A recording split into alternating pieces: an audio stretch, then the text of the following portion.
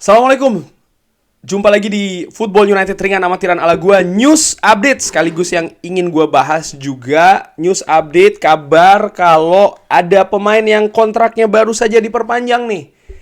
Diogo Dalot, gua ambil sumbernya dari Fabrizio Romano, official confirm Diogo Dalot menandatangani kontrak sampai dengan 2028. Berarti kontrak ini jangka panjang 5 tahun, tidak main-main ya, 5 tahun. Dia mengatakan bermain untuk Manchester United ini merupakan penghargaan tertinggi yang bisa Anda dapatkan di sepak bola. Saya telah tumbuh sangat banyak dan juga passion saya dengan klub yang sangat luar biasa yang terus atau hanya berkembang ya, terus berkembang semenjak saya bergabung di Manchester United.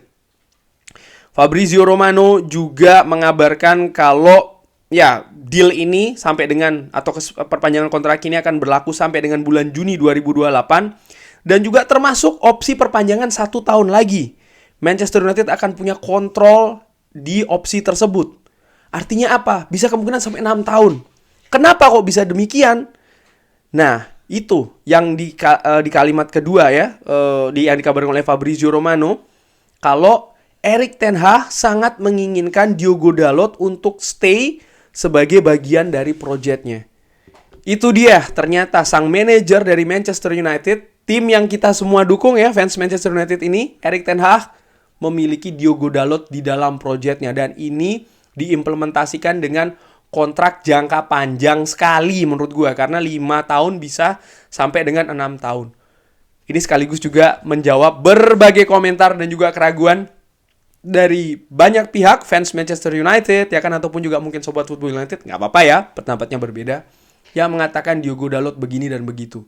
Diogo Dalot ini masih muda, masih berkembang, dan perkembangannya kalau gue lihat dari pertama kali dia datang ke Manchester United terlihat dia memang betul belum berada pada level elit kalau dibandingkan dengan pemain bek kanan kayak mungkin Achraf Hakimi, belum sampai di sana.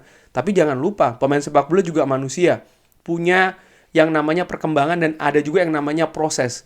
Dan Erik ten Hag melihat itu dan percaya hal tersebut ada pada diri Diogo Dalot, sehingga nggak main-main ya, ditawarkanlah kontrak jangka panjang. Diogo Dalot menurut gue ringan amatiran, gue melihat memang ada perkembangan cukup pesat ya, baik itu bersama dengan tim Manchester United dan sampai juga ke tim nasional Portugal. Bagaimana kepercayaan diri dia semakin tumbuh, masih pemain muda loh padahal. Oke, ada kelemahan mungkin ketika bertahan, tapi menurut gue Erik ten Hag percaya kalau faktor tersebut bisa diperbaiki dan bisa dikembangkan lagi. Oleh karena itulah, sekali lagi, kontraknya jangka panjang. Dan untuk posisi bek kanan bagi Manchester United, posisi ini menurut gue ada kemungkinan tidak akan berubah ya. Ada Aaron Wan-Bissaka dan juga Diogo Dalot yang bukan tidak mungkin kedua pemain ini tetap akan berada di Manchester United setidaknya untuk musim depan. Dan menurut gue tidak ada masalah di situ karena gue melihat juga bagaimana persaingan di antara keduanya, persaingan yang sangat sengit, ketat juga, tapi juga sangat positif. Kenapa? Karena satu dan yang lainnya ini saling mendorong, satu dan yang lainnya juga untuk bisa tampil yang terbaik di setiap kali kesempatan yang diberikan. Dan gue yakin ini juga terjadi di Carrington, bahkan bisa jadi di Carrington lebih keras lagi. Tapi inilah yang dibutuhkan oleh skuad, di mana di setiap posisi ada persaingan yang sangat sengit, keras, tapi juga positif. Sehingga Manchester United atau Erik ten Hag ketika mengimplementasikan ataupun memainkan pemain di berbagai posisi, mereka merasa tidak aman. Tidak amannya kenapa? Kalau mereka tidak bisa tampil maksimal, sudah ada penggantinya. Dan penggantinya pun juga demikian, memiliki rasa lapar untuk bisa untuk bisa menggantikan pemain yang saat ini dipercaya oleh Erik ten Hag. Jadi menurut gue hal tersebut ya sangat positif yang terjadi di klub ini sampai dengan saat ini. Dan menurut gue memang mungkin tujuannya akan demikian untuk beberapa posisi, mungkin tidak semua posisi ya.